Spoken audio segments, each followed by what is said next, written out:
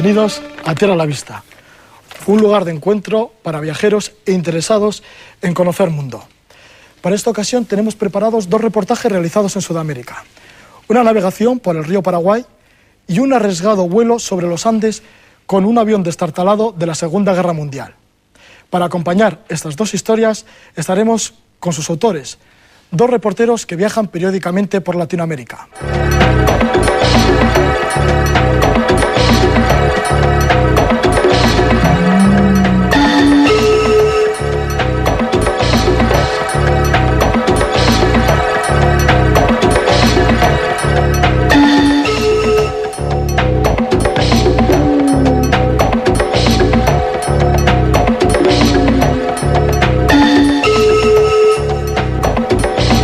Los autores de estas dos historias que os hemos adelantado en el sumario son Enrique Urdanoz, que es cámara y realizador de televisión. Buenas tardes, Enrique. Hola, buenas tardes. Y Miguel Bregasa, fotógrafo y además es coordinador de los dos reportajes que vamos a ver esta tarde. Buenas tardes. Buenas tardes. Bien, el primer reportaje, el primer documental que vamos a ver lo habéis titulado Carniceros del Aire. ¿Qué significan estos carniceros? ¿Quiénes son estos carniceros? Los carniceros del aire son unos pilotos de aviación que viven y trabajan en Bolivia. Y se les llama carniceros, vulgarmente carniceros del aire, por una doble acepción. Carniceros porque transportan carne y carniceros porque son aviones donde se mata mucha gente. Bueno, eso lo sabemos dentro de poco cómo es la forma de vida de estos pilotos. Pero bueno, una historia de estas, ¿cómo la descubristeis? Llegasteis allá a La Paz, a la capital de Bolivia, ¿y cómo llegasteis en contacto con estos pilotos tan singulares? Bueno, la historia la descubrimos después de hacer un viaje, Enrique y yo, a Paraguay, donde realizamos otro reportaje. Nos trasladamos a La Paz por unos 8 días. Uno de esos días nos dirigimos a Cochabamba y, bueno, tomamos un taxi en La Paz para ir al aeropuerto. Este señor se equivocó para llevarnos a la terminal del aeropuerto y pasamos justo por delante de los aviones carniceros. Nosotros pensábamos que eran aviones de desguace y así se lo comentamos al taxista. Bueno, este hombre nos comentó, no, son los aviones carniceros. Nos contó una anécdota que había pasado 15 días antes de llegar nosotros a La Paz, que era que uno de estos aviones, viniendo del Beni, bueno, pues no podía acercar al aeropuerto porque uno de los aviones se le falló. Y empezó a arrojar la carne sobre la ciudad de La Paz. Tanto a Enrique como a mí nos pareció una historia, bueno, muy truculenta y de ahí surgió la idea de hacer un reportaje sobre la vida de estos pilotos. Sí, porque estos pilotos transportan en aviones que son de desguace, como decís, sí. Transportan carne, ¿no? Desde la selva, sobrevolando los Andes, lo llevan a La Paz, a la capital de Bolivia. Mira, lo llamativo de esto es que son los románticos de la aviación. La gente que le gusta la aviación la idealiza y piensas en un tipo de avión, ese tipo de avión de la película de Casablanca, que es el típico DC-3, que es un avión grande. Entonces son los pioneros de la aviación. Entonces nada más ver aquello fue un flash, ¿no? Y entonces utilizan estos aviones que son cargueros de la Segunda Guerra Mundial y posterior a la Segunda Guerra Mundial, del año 43 al 45, construidos en esa época. Y entonces efectivamente la llevan desde la selva, suben la cordillera de los Andes, atraviesan la cordillera y llegan hasta La Paz y allí aterrizan y llevan carne para consumir la ciudad. Enrique y Miguel, vamos a parar la conversación que casi la acabamos de comenzar. Luego continuaremos porque seguro que hay muchas preguntas que haceros después de ver el documental. Y ahora mismo nos vamos a ver esta historia que tiene un desarrollo con un desenlace bastante sorprendente. Nos vamos hacia Bolivia. Uno bloquea su estación. En ascenso Víctor Rubay, dentro y fuera, solicito tránsito y cambio de frecuencia 6638. Pido solicito tránsito y Charlie 46, procedente de Caviares, estima correcto 1835. No tiene más tránsito. No, ya.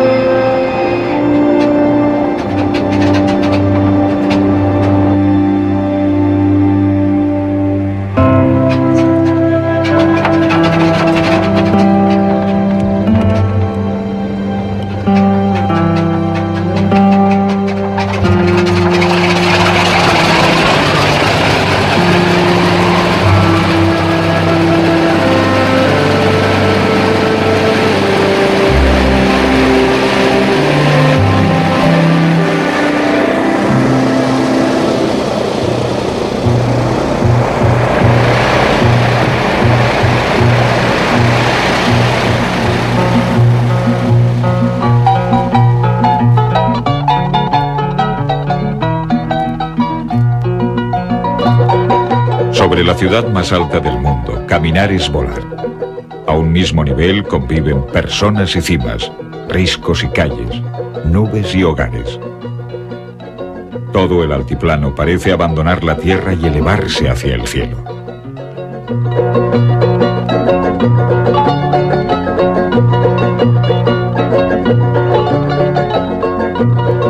Muy cerca, pero al margen del aeropuerto internacional del Alto, aparecen desperdigados montones de chatarra que a duras penas recuerdan lo que fueron un B-17, un B-24 Curtiss, un Convair 440. Antiguos bimotores o cuatrimotores concebidos para el transporte de pasajeros y mercancías o para los bombardeos de la Segunda Guerra Mundial. Pero no todos han caído entre los restos. Algunos mantienen el loco empeño por volar. Son los carniceros.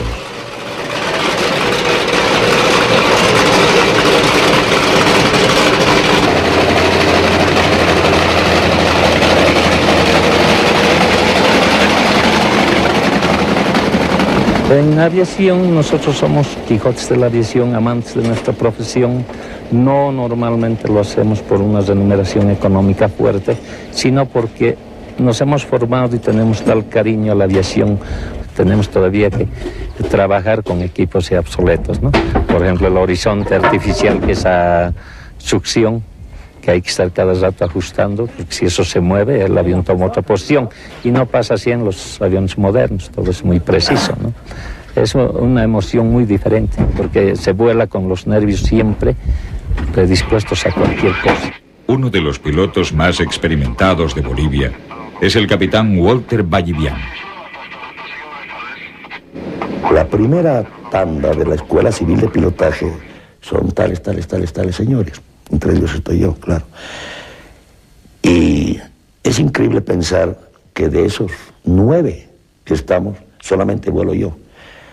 Es decir, 7 han muerto en accidente de aviación, 1 no voló nunca más después de recibirse, y yo que, gracias a Dios, sigo volando. Con más de 25.000 horas de vuelo, el capitán Walter Vallivian es uno de los últimos pilotos carniceros. Un Quijote aéreo fiel a su trabajo, que ama a su avión como a una mujer. Sin medios, con la única precisión de sus manos y el saber hacer, fruto de la experiencia, los mecánicos reparan y conservan lo que otros desecharon. Magos del motor, que fabrican sus propias piezas o recomponen otras de algún avión destrozado. En realidad acá todo mecánico es un orfebre. Acá fabricamos piezas que verdaderamente no podemos conseguir por otro lado. En Bolivia todos nuestros mecánicos son muy laboriosos y muy capaces en aviación para fabricar repuestos, para reparaciones y en fin, un sinfín de cosas que creo que en otros países no las harían por seguridad de las mismas aeronaves. Únicamente el olor a gasolina y aceite hace pensar que nos encontramos en un taller. Solo unos hombres vestidos con monos de trabajo, algún motor y algunas piezas indican que se halla en funcionamiento. Limpiar una pieza de polvo y arena, lijar un cilindro o colocar un rotor.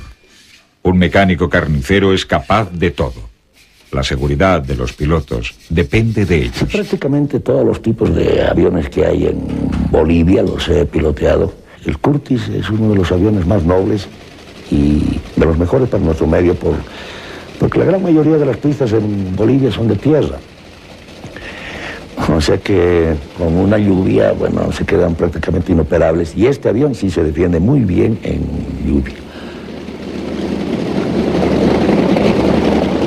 Uno de los aviones que más me ha gustado volar y lo he considerado una maravillosa nave es el B-17, la famosa fortaleza volante de la Segunda Guerra Mundial. Un avión increíblemente noble, porque incluso una vez se me dio aterrizar con 2 motores parados de la misma ala. Ahora estoy volando un Convair 440 que lo considero un avión muy fiel, con motores muy finos, que el piloto realmente, antes de tener la falla, ya prácticamente está sobre aviso. Pero, ¿cuál es la misión de estos hombres? Ellos que la realizan a diario, la llaman el carneo.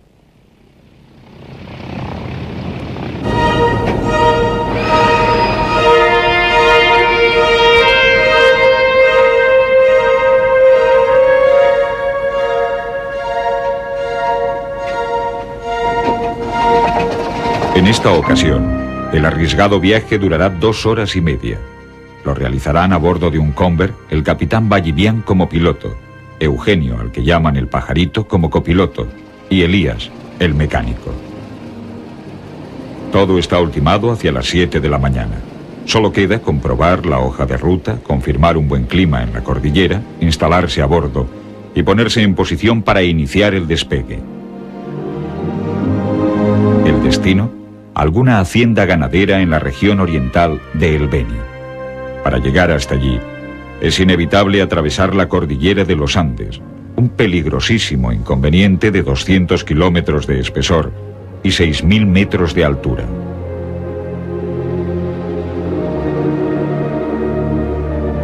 Hay pocos pasos para atravesar la cordillera. El trayecto habitual del capitán Ballivián cruza los Andes por el Colorado entre montañas y cerros, que a duras penas va sorteando hasta llegar a su destino.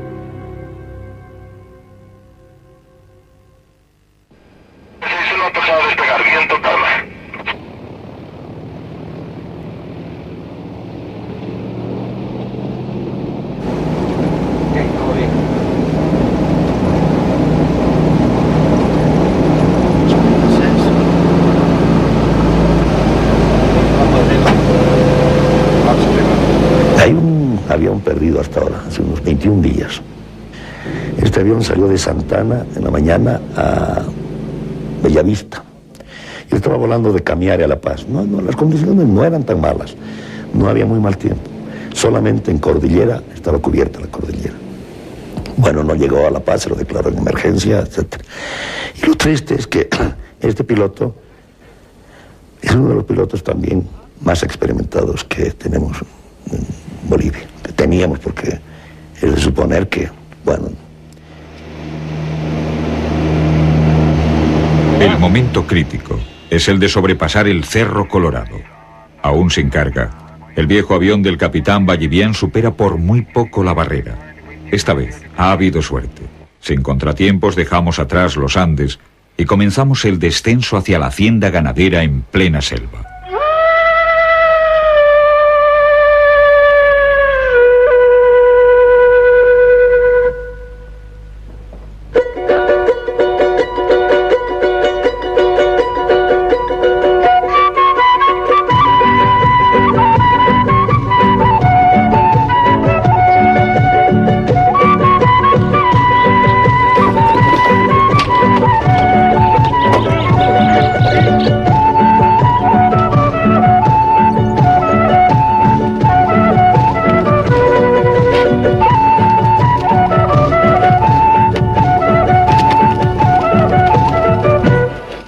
El avión se aproxima a su destino, Palmira, una hacienda ganadera. La tripulación se prepara para afrontar el aterrizaje en la selva, el último obstáculo del viaje de ida. Solo existe una pista pavimentada en toda la región de El Beni. La de hoy, al igual que la mayoría, es una pista de tierra y piedra que se convierte en un auténtico barrizal cuando llueve. Esta vez el piloto respira aliviado, no hay lluvia. Ahora dale. El 1961, 1-0 en Palmira. Hasta mañana. Hasta mañana.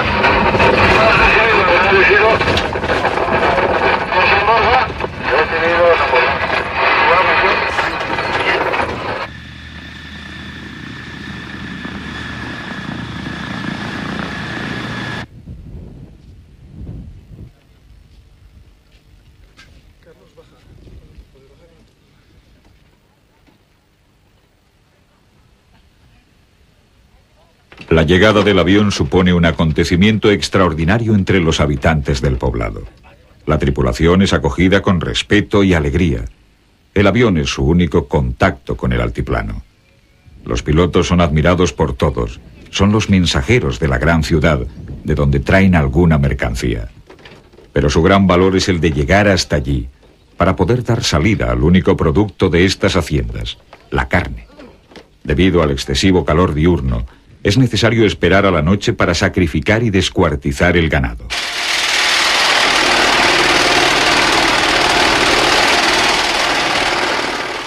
Uno a uno son despellejados y troceados para luego pesarlos en una dudosa balanza romana.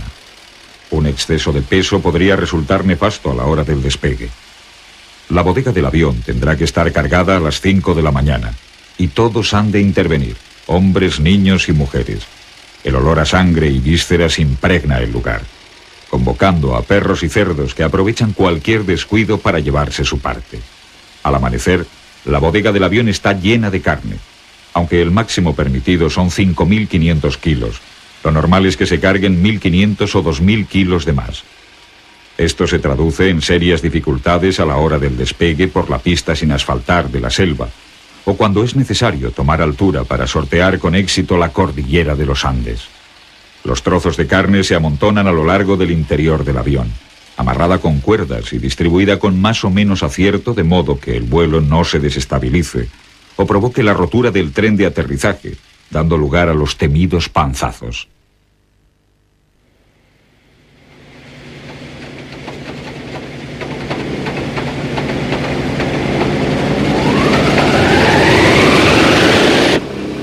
Al amanecer, el avión se prepara para partir.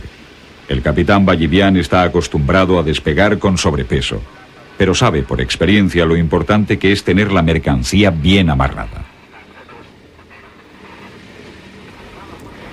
Nos fuimos al despegue y lo que sentí fue como si el avión entrara en barro, una disminución brusca pero no muy notoria de velocidad. Y yo en Curtis le daba unos 3, 4 golpes de compensador hacia adelante para que levante la cola y ponerme ya en posición horizontal. Pero esta vez di 4 golpes de compensador y no levantó. Entonces en ese momento me di cuenta cuál era el problema. Y el momento que cortaba aceleradores ya para abortar el despegue, se levantó el avión la nariz al cielo porque toda la carne se había ido a la cola. Entonces, ya sabiendo lo que me esperaba, grité, "¡Nos matamos, Lito!". Y la contestación del copiloto, "Mala suerte, capitán". Escuché a la gente que venía a auxiliarnos y levantando la mano la agité y escuché, "Apúrense, apúrense, están vivos", ¿no? Realmente ese momento me emocioné.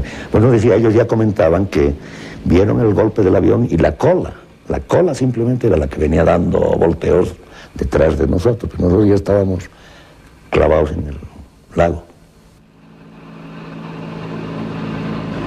Para evitar la intoxicación por falta de aire, los tripulantes llevan a bordo oxígeno de emergencia que aplican a su boca por medio del manguito, un pequeño tubo conectado a una bombona de oxígeno.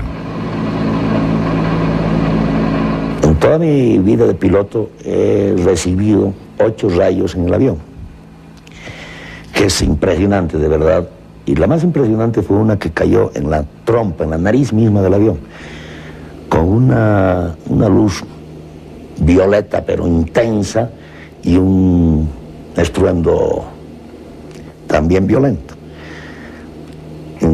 El más impresionante en realidad, pero después no había pasado zigzagueando el rayo hacia la cola, dejando un boquete a la salida, ¿no? Pero uno de esos rayos le cayó al magneto del motor izquierdo, entonces cortó ese magneto y lógicamente tuvimos que parar ese motor y regresar. Pero después es más espectacular que peligrosa, diría yo, la tormenta eléctrica en vuelo.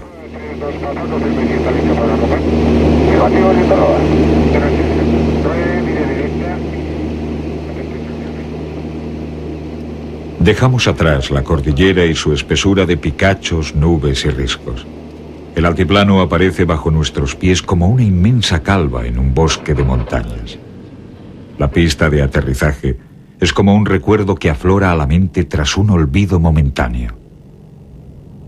Antes de tomar tierra, el capitán Ballivián apaga su motor derecho.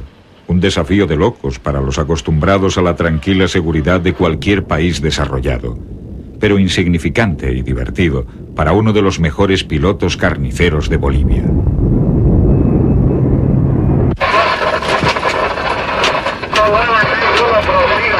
Ahora dale.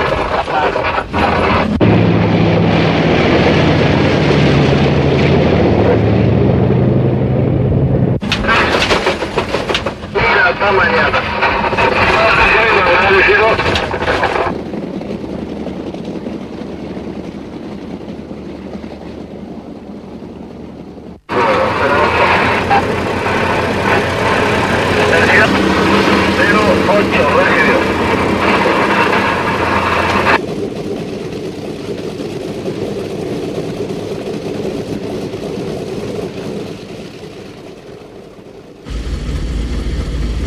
Enseguida se descarga la carne. Las mujeres, ataviadas con los ponchos tradicionales y en la cabeza el sombrero borsalino, merodean por las cercanías para conseguir alguna víscera o una piel con la que aliviar su miseria.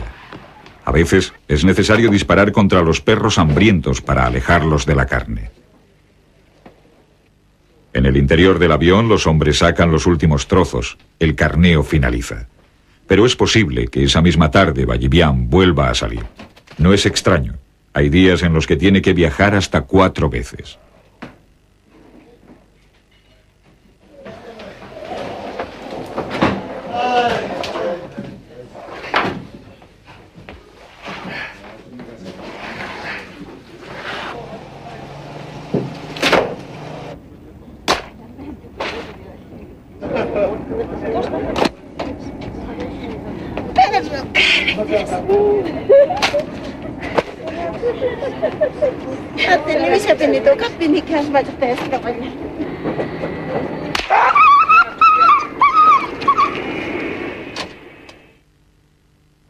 Con la incertidumbre de no saber si el cabeza de familia llegará o no cada noche a casa, viven las familias de los pilotos.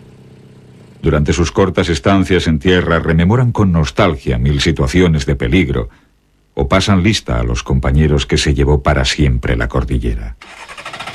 El primer accidente que tuve en B-17 fue en San Borja. Y era nuevo yo en B-17. Tenía unas 40 horas nada más al mando de ese avión, de ese tipo de avión. Y despegamos de San Borja y pido tren arriba. El copiloto obedece y mira su tren y dice, tren derecho subiendo. Yo miro el mío, tren izquierdo se ha trancado, le digo, tren abajo, vamos a regresar, porque una falla al subir el tren se entiende que hay que regresar de inmediato, ¿no? Y bueno, tren abajo. No baja el tren izquierdo trancado. El derecho bajó, el izquierdo trancado. Bueno, y empezamos a dar vueltas y vueltas sobre San Borja para consumir combustible, para evitar o ser menos riesgoso el incendio ya en el Panzazo. Y mientras tanto la gente, que se dio cuenta del problema, venía a la pista, venían heladeros, venían vendetortas y de todo. Y bueno, ya cuando uno va a hacer el Panzazo, el accidente, los nervios no van engañando a uno, ¿no? Entonces ya le digo yo al copiloto, ya de una vez vamos al Panzazo. Porque los pasajeros se están poniendo nerviosos porque llevamos 3 pasajeros. Y el copiloto me dice, oh, espera, hombre, que se reúna más público. Como somos un país subdesarrollado y no tenemos en la mayoría seguros de aviación para los cascos de nuestros aviones, suscitado un accidente, un siniestro, pues nosotros tratamos de recuperar la mayor posible cantidad de piezas servibles de estas aeronaves siniestradas. Y esas tenemos como stock en nuestros almacenes para ir remodelando y para ir cambiando las piezas que nos faltarían en nuestros aviones.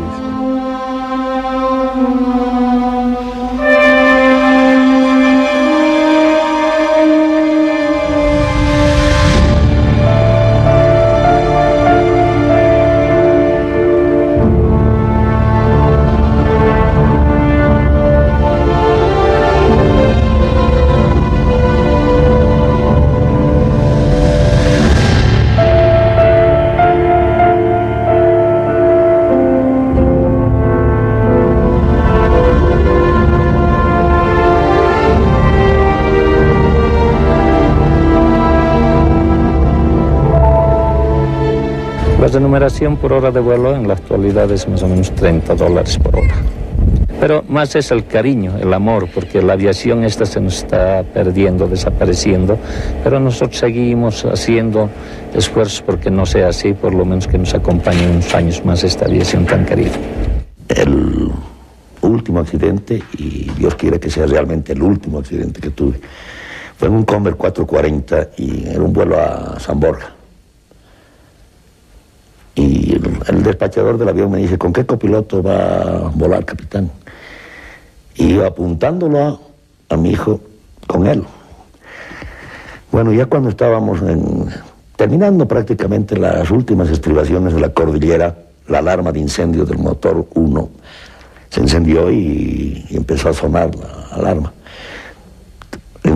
Paré el motor, traté de apagar el incendio con el extinguidor 1, con el 2, nada. Y los pasajeros entraban a la cabina desesperados. No nos mate, capitán, no nos mate, capitán. Porque mi intención era llegar hasta San Borja, porque estábamos bastante cerca, pero miraba a mi hijo y me daba una pena y un arrepentimiento de haber sido yo quien lo escogía a él para matarlo, ¿no? Entonces decidí tirar nomás el panzazo antes de llegar a San Borja. Con mucha suerte, porque escogí una parte más verde, más oscura, que había tenido agua debajo. Entonces el avión empezó a correr, porque el tren izquierdo no existía. Del incendio se terminó de quemar, se cayó el tren, pero el tren derecho estaba y la rueda de nariz también. Entonces fue casi un aterrizaje. Y el agua y el barro del lugar ese regó el avión y prácticamente apagó el incendio, porque cuando ya perdió velocidad el avión se inclinó sobre el lugar, sobre el ala que no tenía tren y clavó el hocico a tierra, pero apagándose el incendio.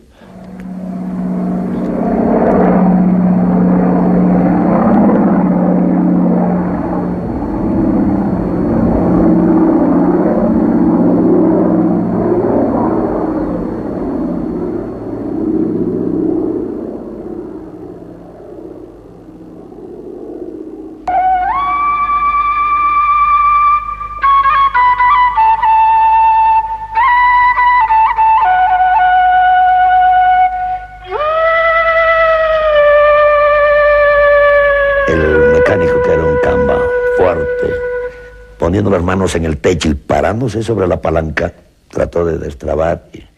Capitán, entrenamiento, porque ese avión cada 2 vuelos era una emergencia, ¿no? Porque era realmente un avión de la guerra, un avión hecho para la guerra, desechable prácticamente. Y el copiloto, no, te vas a salir, me decía. Bueno, pide una soga, la misma que utilizamos. Yo creo que la vez que mi familia, mi esposa, se asustó más, fue cuando tuve un incendio en B-17, viniendo de uno, botó humo en cantidades. Se nos va el uno, le tiré la gritada al copiloto, lo embanó. Más o menos a la altura de Caranavi se declaró el incendio. Y no pudimos apagar tampoco el fuego, entonces decidí entrar a Santana. Aterrizamos y los troncos rompieron tren de aterrizaje y las mangueras de frenos, que bueno, el avión medio... Con el golpe la cola del avión se partió a la altura justamente de donde ha debido estar el montón de carne, ¿no? Entonces, ya sabiendo lo que me esperaba, grité, nos matamos, Lito. Y la contestación del copiloto, mala suerte, capitán. El capitán Walter Ballivián desapareció la noche del 21 de agosto de 1992, 15 días después del rodaje de este documental. Su avión perdió el contacto por radio 2 minutos después de adentrarse en la cordillera, rumbo a La Paz.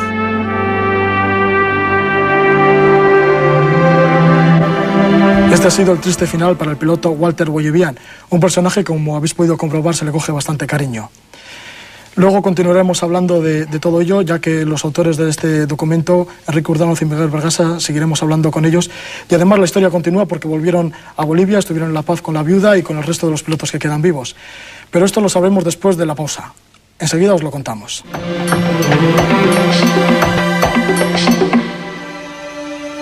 En la primera parte del programa hemos seguido de cerca uno de los últimos vuelos del piloto boliviano Walter Ballivián. Él formaba parte de un reducido grupo de aviadores que arriesgan su vida sobrevolando los Andes con aviones de desguace. Seguimos con los dos autores de este reportaje, luego continuaremos con otro sobre el río Paraguay, bien distinto pero también centrado en Sudamérica. Pero en principio se nos han quedado muchas preguntas que haceros de este documental que hemos visto, que al final, como decimos, termina con la muerte de este piloto boliviano. ¿Se notaba, se palpaba que os seguía de cerca la muerte o que era muy fácil que se produjera un accidente sobrevolando con un avión de estos los Andes? Yo tengo título de piloto privado de aviación y bueno, un poquito sé lo que es volar en esas condiciones, ¿no? Y entonces el primer día que nos montamos, al motor le costaba arrancar mucho más de lo habitual. Son motores de explosión que ya no se utilizan, motores de estrella de 12 cilindros, que falla un cilindro y hay que parar el avión, con muchos problemas de pérdida de gasolina, de aceite, que se puede incendiar. Y unido a todo esto, a los fallos mecánicos, hay que atravesar la cordillera de los Andes y se meten en nubes, y al meterse en nubes vuelan ellos. El vuelo es visual, no, apenas tienen instrumentación. Entonces, claro, al meterse entre las nubes no se ve nada. Entonces yo pasé unos momentos verdaderamente nefastos, unidos a la altura, que no hay presurización, no hay nada, que te ahogabas, ¿no? Íbamos a 5.600 metros, te ahogabas. Entonces los nervios, la altura, todo, lo pasamos bastante mal. Y además lo que se contaba antes de realizar este reportaje, porque justamente había desaparecido otro aviador, ¿no? Sí, el día que llegamos a La Paz, bueno, quedamos concertados con Walter Vallivian para explicarle qué es lo que queríamos hacer. Y en esa charla nos comentó que uno de los aviones que había ido a por carne al Beni pues se había perdido y llevaban 20 días que no habían encontrado ni siquiera los restos, ¿no?, en la cordillera de los Andes. Lo cual, bueno, pues para empezar, la estancia en La Paz era un poco preocupante. Ya hemos dicho que estos pueden ser los últimos románticos de la aviación. ¿Y cómo se toman estos románticos de la aviación su filosofía de vida y su filosofía de muerte? Porque la vida y la muerte me imagino que rondarán muy juntas. Se ríen un poco de la muerte. El mismo Vallivian dice, mira, de los 9 que estuvimos estudiando de mi promoción, yo soy el único que vive. Y a continuación, risotada, ¿no? Y luego ellos sienten la aviación, o sea, sienten que volar es volar en un aparato de este tipo, no es volar un reactor, es ir entre las nubes y ver cómo el aparato cae, desciende, sube y lo sienten en las manos, ¿no? Entonces son románticos. ¿Sí? Sí, yo creo que va un poco asociado a la propia vida de Latinoamérica, ¿no? El por qué esta gente vuela en esas condiciones tan precarias, pues porque la vida en Latinoamérica en general es dura para la mayoría de la gente. Entonces, el trabajo que hace Walter Vallivian y otro tipo de pilotos es una forma de medio de vida con el cual tienen que luchar día a día. El riesgo que corren lo saben y saben que más tarde, más temprano, por volar en esas condiciones, pueden sufrir un accidente, como ha pasado con Walter Vallivian y con otros pilotos, ¿no? Pero va intrínseco con Latinoamérica, yo creo. La muerte ya la tienen asumida, no es algo del cual renuncias a la muerte y dices, no es posible. Ellos ya la llevan asumida. ¿Y su familia? Porque este documental, Carniceros del Aire, lo habéis llevado, después de haberlo producido, lo habéis llevado a la viuda, lo ha visto la viuda. Sí, bueno, ¿qué sensación? Yo volví al año siguiente de que estuvimos haciendo el documental y le llevé una copia que me había dado Enrique. Y le llevé la revista donde yo publiqué el reportaje. Y la verdad que fue unos momentos muy emocionantes, ¿no? Porque ver este documental con ella en su casa y con su familia, pues fueron momentos de gran tensión, de mucha emoción. La mujer, lógicamente, lloró. Pero la verdad es que me agradeció muchísimo el que le hubiéramos hecho este documental porque era un recuerdo que le quedaba de su marido, ¿no? Ella no renunciaba nunca a la vida del marido, o sea, entendía que tenía que ser así y no creo que le convenciera de lo contrario. Era su vida y era lo que él sentía y lo que le gustaba. También habéis visitado al dueño de estos aviones, de desguace. ¿Todavía sigue con el negocio? Sí, ¿se está acabando el negocio? ¿Todavía le quedan pilotos? En esa misma visita yo le llevé al dueño del avión, ¿no? Y bueno, ocurrió lo mismo que con la viuda, se emocionó. Y bueno, me enseñó a continuación otro avión que había comprado después de que se había estrellado nos lo enseñó, era un mismo modelo, un Convair. Y luego este año pasado, que hemos estado unos días Enrique y yo, nos contaron que ese avión que yo había visto, hablo de abril de 93, cuando yo fui, y esto fue en octubre del 95, se había estrellado también y tenían otro tercer avión. Pues vaya moral que tiene, ¿no? Sí. Creo que me comentaron que quedan 4 aviones que hacen este tipo de vuelos. Un negocio peligrosísimo, por lo que se ve. 26 que había hace poquito, en 4 o 5 años han quedado en 5 aviones. Sí, ¿Y qué pasa, que no hay camiones frigoríficos en Bolivia para que tengan que andar así? Precisamente una de las razones por las cuales ya hay poca gente que se dedica a esto es porque ya traen desde el Beni, que está a unos 700 kilómetros de La Paz, con camiones frigoríficos. Claro, hay que subir hasta los 4.000 metros prácticamente, que está La Paz, ¿no? 3.800. Pues ya están con camiones frigoríficos y bueno, y también el que volar en estas condiciones es muy arriesgado. Las carreteras están mejorando, claro. Vamos a pasar de Bolivia a Paraguay. Vamos a ver dentro de poco